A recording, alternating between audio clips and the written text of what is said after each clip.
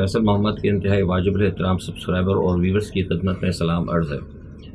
Viewers, اس وقت جو پاکستان کی سب سے بڑی خبر تھی وہ کل رات 12 بجے آئی اور انتہائی تکلیف دی تھی۔ وہ یہ خبر یہ تھی کہ پیٹرول پر 26 روپے 2 پیسے بڑھا دیے گئے۔ بلا شبہ یہ ایک انتہائی پاکستان کے حوالے سے ایک بہت بڑی خبر، لیکن انتہائی تکلیف دہ خبر بھی ہے، کیونکہ پاکستان کی عوام اس وقت جس مشکلات سے گزر رہے ہیں اس پر بلا شبہ یہ خبر جو ہے ایک انتہائی خطرناک بم سے بھی زیادہ بن کر جو ہے عوام کے اوپر اور قوم کے اوپر گری ہے۔ اب یہ اضافہ تو دیکھیے ہوا ہے عالمی تیل کی جو مارکیٹ ہے اس میں اضافے کی وجہ سے، لیکن سوال یہ پیدا ہوتا ہے کہ جب اس قسم کے معاملات آتے ہیں تو جو حکومتیں ہوتی ہیں وہ پہلے سے کہیں نہ کہیں کچھ معاملات ایسی تیاری کر کے رکھتی ہیں کہ جس کی وجہ سے عالمی منڈی کے اندر جو تیل کا اتار چڑھاؤ ہوتا ہے تو اس کا براہ راست عوام پر اثر نہ ہو۔ لیکن بدقسمتی سے ہمارے جو ارباب اختیار جو مغرب کے کہنے کے اوپر اس وقت جو مغرب کے آرڈرز کے اوپر چل رہے ہیں ان کا پلان ہی یہی ہے کہ کسی نہ کسی طریقے سے مغرب کی ماں کے اوپر 2030 کا جو پاکستان کو ڈسٹرائے کرنے کا پروگرام ہے اس کے ایجنڈے پہ جلد سے جلد عمل کیا جائے، ورنہ آپ یقین کریں کہ کوئی تک نہیں بنتا تھا کہ جس وقت عمران خان کی حکومت تھی، عمران خان نے میں ظاہر ماہر معاشیات تو نہیں لیکن بہرحال عالمی معاملات کو سمجھتا ہوں، عمران خان نے جو IMF کی چھٹی کی تھی اس کی وجہ یہی تھی جو آج آپ دیکھ رہے ہیں۔ IMF کو قطعی طور پر اس سے کوئی سروکار نہیں ہوتا کہ آپ کے پاس پیسے کہاں سے آئیں گے۔ جو ایک بھتہ آپ نے سنا نا کہ پاکستان میں بھی سنا ہوگا کہ وہ بھتہ لیتے ہیں لوگ، تو یہ جو ہے نا مطلب وہ MQM کے حوالے سے، دوسری تنظیموں کے حوالے سے یا اپنے TTP کے حوالے سے، تو یہ بین الاقوامی جو بھتے ہوتے ہیں نا، تو اس طرح یہ بڑی بڑی تنظیمیں جو ہوتی ہیں یہ بھی عالمی طاقتوں کے اوپر ایک بھتہ گیری ہے، ان کا ایک نظام ہوتا ہے۔ یہی وجہ تھی کہ عمران خان صاحب نے ان کا بائیکاٹ کیا، اور بائیکاٹ کرنے کے بعد انہوں نے کہا کہ ہم کہاں سے لیوی دیں گے۔ اب آپ دیکھیں نا اس وقت جو پوزیشن ہے آپ کی، اس پیٹرول کے اوپر 60 روپے تو لیوی آپ دے رہے ہیں اور 50 کے قریب ٹیکس، یعنی 110 120 روپے جو ہے خالی آپ ٹیکس کی مد میں ادا کر رہے ہیں۔ تو وہاں یہ بات ہوئی تھی اس وقت عمران خان کی موجودگی کے اندر شوکت ترین سے کہ بھائی یہ پیسہ ہم کہاں سے نکالیں گے، تو انہوں نے کہا اس پیسے کے لیے کہ آپ انڈسٹریز لگائیں۔ آپ کو پتا میں کوئی عمران خان کی حمایت نہیں کر رہا، میں حقائق بیان کر رہا ہوں۔ عمران خان کی حمایت کر کے یا PDM کی مخالفت بلا وجہ کر کے مجھے ملنا کچھ نہیں ہے، لیکن سوال بھی تجزیہ جو ہے ہمیشہ آزادانہ اور صحیح ہونا چاہیے۔ تو عمران خان نے کہا کہ بھائی ہم فیکٹریاں لگائیں گے، اس کے بعد آپ نے دیکھا کہ انہوں نے سیمنٹ کے کارخانوں کو اجازت دی، کنسٹرکشن کی اجازت دی، اور اس کے بعد لوگوں نے خود دیکھا، ہم نے خود دیکھا ہے، مطلب میں نے بذات خود کہ مطلب کس طرح ساہیوال میں اور فیصل آباد کے اندر فیکٹریز چل رہی تھی اور معاملات جو ہیں آپ کے درست اور گروتھ جو ہے آپ کی بڑی، تو نتیجہ کیا ہوا کہ وہاں سے کچھ پیسے نکال کے گو کہ قرض وہ لے رہے تھے، کیونکہ ظاہر سی بات ہے ایسا تو نہیں ہو سکتا کہ بالکل ہی ایک دم اتنا تو ہماری کوئی گروتھ مطلب 20-25% یا 30 کے اوپر تو نہیں آئی تھی۔ ظاہر سی بات ہے جو ایک دم شروع ہوئی تھی 2 یا 3 سے، تو کم از کم وہ 7 تک کے قریب وہ آ گئی تھی، تو معاملات جو ہے نا کسی حد تک بہتر ہو رہے تھے۔ دیکھیے نا آپ کو پتا ہے کہ لوگ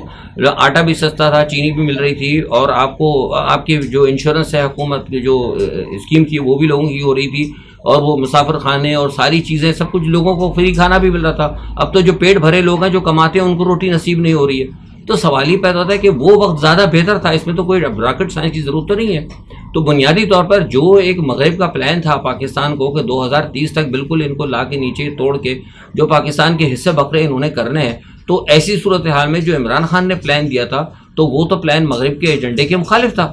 تو یہ کیسے ہو سکتا تھا؟ تو لہٰذا یہی ہوا کہ عمران خان کی رجیم کو گرایا گیا۔ رجیم گرانے کے بعد پھر اب آپ دیکھ لیں جو صورتحال آج کیا ہوئی، اور اس کے بعد بھاگ کے آپ IMF کے پاس چلے گئے۔ حالانکہ اس وقت بھی آپ نے دیکھا کہ جو PDM کی گورنمنٹ تھی اس وقت بھی 12-13 مہینے تک وہ IMF کتنا عرصہ ہو گیا نہیں گیا تھا IMF کے پاس، 13 مہینے تقریباً ہو چکے تھے۔ تو کیا پاکستان کی قوم مر گئی تھی؟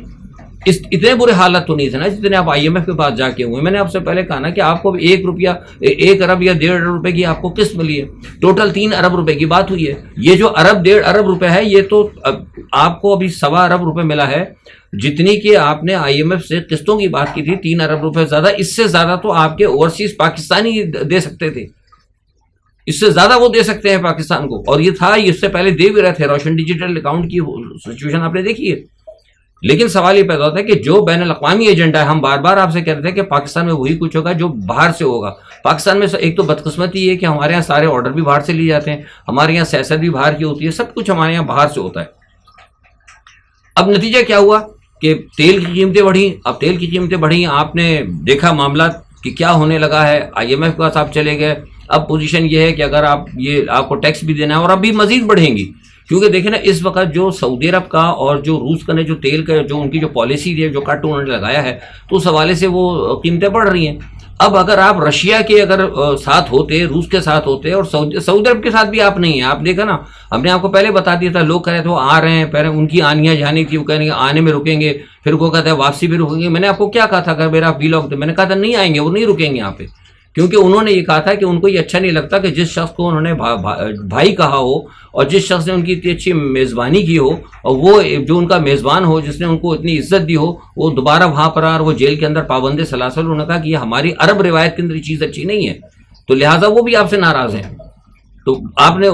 سعودی عرب کو بھی آپ نے ناراض کیا, آپ نے روس کو بھی ناراض کیا, تیل کی ساری مارکیٹ ان کے ہاتھ میں, جا کر بیٹھ گئے آپ امریکہ کی گود کے اندر. تو پھر یہ تو ہونا ہے.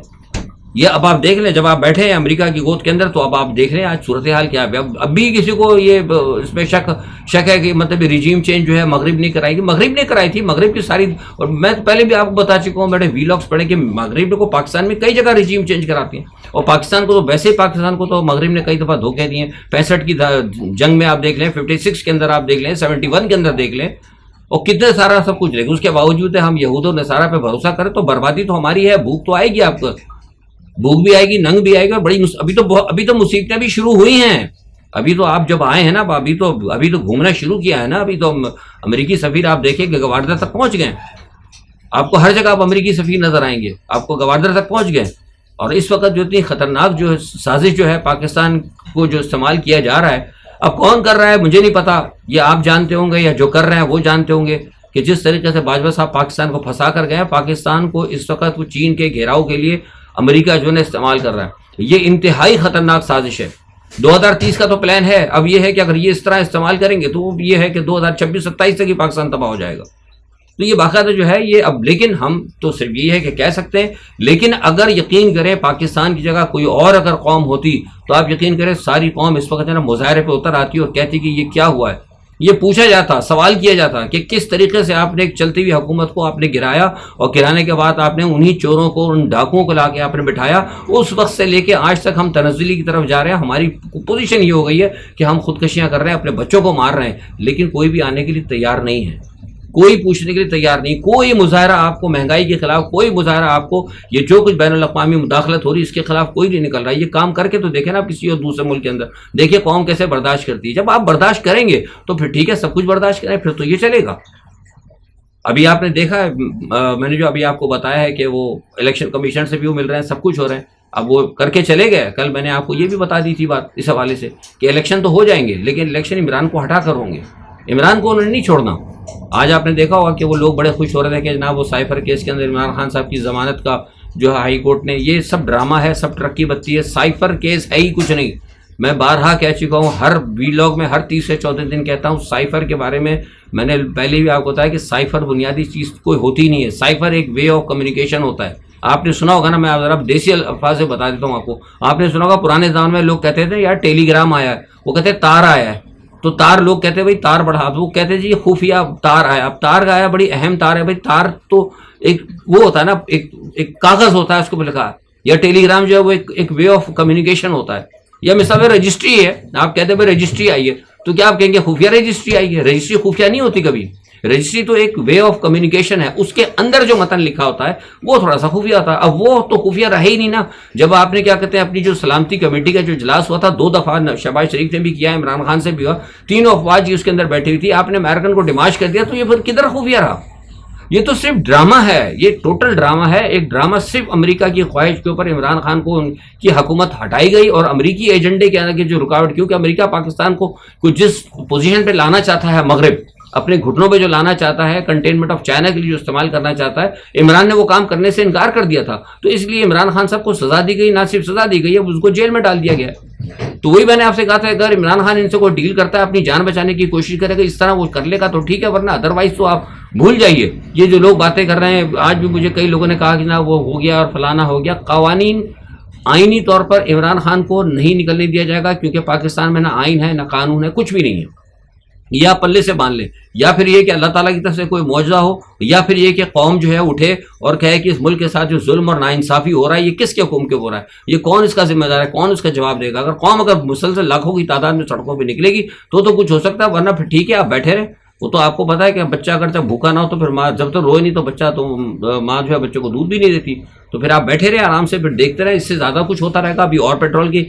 بڑھیں گے، یہ تو ابھی بڑھا ہے، ابھی اور بڑھے گا، کیونکہ وہ تو انٹرنیشنل مارکیٹ کا معاملہ ہے۔ آپ کے پاس اس کے علاوہ کوئی چیز ہی نہیں ہے کہ آپ کیا کہتے ہیں ٹیکس کہیں اور سے، فیکٹریاں آپ کی بند ہوتی جا رہی ہیں، زراعت آپ کے پاس وہ ختم ہوتی جا رہی ہے، جو زمین ہے وہ آپ اسے باہر دینے کے لیے بیچنے کے لیے جا رہے ہیں، پتہ نہیں کیا کچھ ہو رہا ہے، کیا کچھ ہو رہا ہے، عجیب عجیب صورتحال ہو رہی ہے۔ پاکستان تو جیسے میں مسلسل 6 مہینے سے کہہ رہا ہوں کہ پاکستان از فالن ہاک، پاکستان نیچے جا رہا ہے۔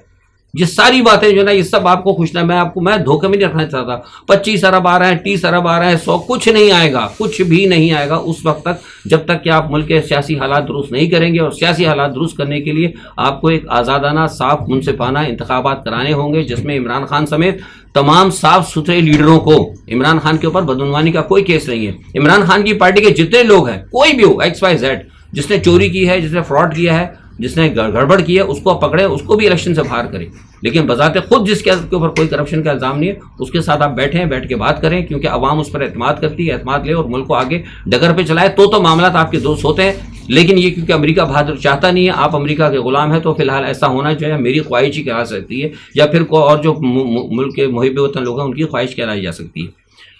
اچھا، دوسرا یہ کہ پاکستان کے لیے سابق جو ہے سفیر رچرڈ اولسن، آپ نے سنی لیا ہوگا، اب تو ٹی وی پہ بھی خبریں چل رہی ہیں، بس میں اس پہ اتنا ہی کہوں گا کہ آپ کو یاد رکھنا ہوگا کہ رچرڈ اولسن وہی ہیں جو عابد زبیری اور حسین حقانی اور زرداری صاحب کے ساتھ جو ہے سارے ان کے معاملات تھے۔ اور یہ زرداری صاحب کا، اور آپ کو بتایا جو آج کل PMLN کا جو جھگڑا چل رہا ہے وہ اسی لیے چل رہا ہے۔ میں نے آپ کو پہلے بتا دیا تھا کہ پیپلز پارٹی نے بڑی زبردست لابنگ کی بھی تھی، لیکن اب آپ کو پتہ ہے کہ بہرحال جو ہمارے یہاں طاقتور حلقے ہیں ان کی بھی ایک اہمیت ہوتی ہے، جو پاکستان کے ارباب اختیار ہیں ان کا، اور جو ہماری جو بین الاقوامی طاقت ہے امریکہ، یہ مل کے ہی کوئی کام کرتے ہیں، اور انہی کے ایما کے اوپر آپ کو پتہ ہے رجیم چینج ہوا تھا، تو ادھر سے شاید یہ امریکہ کو کہا گیا تھا اپنے ماسٹرز کو کہ نہیں، ہم سمجھتے ہیں کہ بلاول کو نا فی الحال مرکز کے اندر نہیں لانے چاہیے، نواز شریف کسی حد تک بہتر ہے۔ تو اس وجہ سے ان کی طرف سے یہاں سے کچھ نواز شریف کی جو فیسیلیٹیشن ہوئی ہے تو اس وجہ سے وہاں سے تھوڑا سا بریکیں لگی ہیں، اور اس کی وجہ سے اب یہ جو ہے پریشان ہو کے پھر رہے ہیں، اور ان کی آپس میں لڑائی ہو رہی ہے، کیونکہ ان کو پتہ ہے، آپ کو یاد ہوگا آج سے 1 سال پہلے تقریباً جب یہ شروع ہوا تھا سارا معاملہ، بلاول صاحب گئے تھے اور ساتھ میں طارق فاطمی بھی پہنچے تھے، میں نے اس پر ویڈیو ڈالی تھی اس وقت بھی، اسی وقت میں نے آپ کو بتایا تھا سال بھر پہلے، میں نے کہا کہ ان کے اس وقت دونوں ہی لابنگ کر رہے ہیں امریکہ کے اندر، طارق فاطمی بھی گئے ہوئے ہیں اور ادھر سے یہ بھی گئے ہوئے ہیں، یہ اپنے زور لگائیں گے، وہ اپنا زور لگائیں گے، اور آخر میں وقت آئے گا کہ دونوں آپس میں لڑ رہے ہوں گے۔ میری وہ ویڈیو نکال کے آپ دیکھ لیجیے، اور آج ایگزیکٹلی وہی صورتحال آپ کے سامنے آ رہی ہے۔ اچھا، دوسرا یہ کہ افغانستان اور چین کے بڑھتے ہوئے تعلقات میں تھوڑی سی جو ہے آ رہی ہے، بڑی قریب قربت آتی جا رہی ہے، جس کی وجہ سے اور معاملات جو ہے ظاہر ہے چائنا دیکھ رہا ہے کہ پاکستان کی صورتحال کہ کس طریقے سے پاکستان اس وقت جا کے امریکہ کی گود میں بیٹھ گیا ہے، تو ظاہر سی بات ہے چائنا تو اپنے معاملات کو درست کرے گا، لیکن میں نہیں سمجھتا کہ چین جو ہے اتنی بڑی انویسٹمنٹ کرنے کے بعد جو ہے پاکستان کو اتنی آزادی سے امریکہ کی گود میں بیٹھنے دے گا۔ یہاں حالات لامحالہ خراب ہوں گے، اور وہی بات آتی ہے کہ امریکہ کی محبت اور چائنا سے عداوت، مال بھی لیتے جاتے ہیں اور عداوت بھی کرتے جاتے ہیں، اس چکر کے اندر کبھی یہ پیر مطلب وہ کہتے ہیں نا بچے کھیلتے تھے نا، ایک پیر سونا ایک پیر چاندی، تو یہ پاکستان کی جو پالیسی ہے نا، ایک پیر سونا ایک پیر چاندی کے چکر میں ایسا لگ رہا ہے کہ پاکستان کے کہیں دونوں پیر ہی نہ ٹوٹ جائیں، کیونکہ خطرہ ہے جس قسم کی ہم پالیٹکس کر رہے ہیں نا، یہ وہی اس معاملہ اسی طرف جا رہا ہے۔ تو بہرحال یہ ہے کہ اس صورتحال کو دیکھتے ہوئے بھارت نے تھوڑا سا افغانستان کے ساتھ تھوڑا سے سہولتیں کم کرنی شروع کی ہیں، وہ انہوں نے ان کا جو وہ ہوتا ہے کیا کہتے ہیں پروگرام ہوتا ہے اسٹوڈنٹس کا ویزے دینے کا، اور اس کے علاوہ کیا کہتے ہیں وہ دیتے ہیں اپنا اسکالرشپ وغیرہ، وہ ساری کی ساری انہوں نے ختم کر دی۔ اس کی بنیادی وجہ یہی ہے کہ وہ افغانستان نے بہت زیادہ چین کو جو ہے ایکسیس دے دیا، اور آپ کو پتہ تسلیم بھی کر لیا ہے، اور وہاں پہ تمام مائننگ کے بڑے بڑے معاہدے ہو رہے ہیں۔ اچھا، دوسری جانب یہ کہ G20 کے بعد میں نے آپ کو بتایا تھا کہ یوکرین کی طرف سے نا جو ہے بڑی جا رہی ہے، اس کو ہلہ شیری ملی ہے، تو یوکرین بڑے بڑے حملے اس وقت کر رہے ہیں، اور وہ یوکرین نے کریمیا پہ بڑا زبردست جو ہے نا مسلسل 2-3 دن سے وہ حملے کر رہا ہے، اور اس میں روس کو نقصان بھی پہنچ رہا ہے۔ دوسری جگہ پہ یہ ہے کہ رشیا کہیں نہ کہیں جواب تو دے رہا ہے، لیکن سب سے بڑا مسئلہ جو اس وقت جو درپیش آ رہا ہے وہ یہ آ رہا ہے کہ جو روس جو ہے اس وقت اس پہ تھوڑا سا دباؤ اس لیے آ رہا ہے کہ رشیا کے ساتھ جو ہے معاملات کچھ تھوڑے سے گڑبڑ ہوئے تھے برکس کے اندر، کیونکہ برکس کے اندر یہ فیصلہ کیا گیا تھا جو کہ نہیں آیا پریس کے اندر کہ کہیں نہ کہیں اس جنگ کو نہ ختم کیا جائے، لیکن وہ برکس میں تو یہ ہوا تھا بات، اور لیکن G20 کے بعد یہ معاملہ ختم تو نہیں ہوا، لیکن یوکرائن کو جو ہے نا اس کے اندر آکسیجن ملی، اس کی وجہ سے تھوڑی سی رشیا کو پریشانی ہو رہی ہے۔ اور آج پہ اسی بات پہ جو میں نے آج صبح تھوڑا سا معلوم کیا تو پتہ لگا کہ رشیا کے جو وزیر دفاع ہیں اور جو تمام اعلیٰ افسران ہیں انہوں نے اب یہ فیصلہ کیا، آج صبح ایک بیٹھک ہوئی تھی، اس میں فیصلہ ہوا ہے کہ اب اگر یہ جنگ جو ہے نا، وہ تو چاہتے تھے کہ جنگ رک جائے اور جو علاقے ہم نے لیے ہوئے ہیں وہ ہمارے پاس ہی رہیں اور ان کے ساتھ بات چیت کر لی جائے، لیکن وہ کہتے ہیں کہ ایسا محسوس ہوتا ہے کہ اس کے پیچھے امریکہ اور نیٹو، اور وہ چاہتے ہیں روس کی تباہی۔ تو اگر وہ روس کی تباہی چاہتے ہیں تو اس سے بہتر ہے کہ پھر ہم یوکرائن کی تباہی کر دیں۔ تو یہ فیصلہ ہوا ہے، اور اس کے بعد جو ہے اب سنا یہ ہے کہ ایٹمی میزائل جو ہیں اور ایٹمی جو آبدوز ہیں ان کی تیاری پر زیادہ زور دیا جا رہا ہے، اور دوسری جانب جو ہے کچھ معاملات جو ہیں خفیہ طور پر طے پا چکے ہیں کم یونگ کے ساتھ جو کوریا کے تھے، اور اس کے ساتھ ہی ساتھ جو ہے ابھی پیوٹن نے بیلاروس کے صدر سے بھی ملاقات کی ہے، اور بیلاروس کے صدر سے بھی ملاقات کرنے کے بعد انہوں نے ان کو بھی کچھ معاملات کے اندر اعتماد مل گیا ہے۔ تو مجھے لگتا ہے کہ آئندہ آنے والے چند دنوں کے اندر یہ روس اور یوکرائن جو ہے یہ بہت زیادہ بڑھے گی۔ تو بلا شبہ اگر یہ جنگ بڑھتی ہے تو اس کے مزید جو ہے نا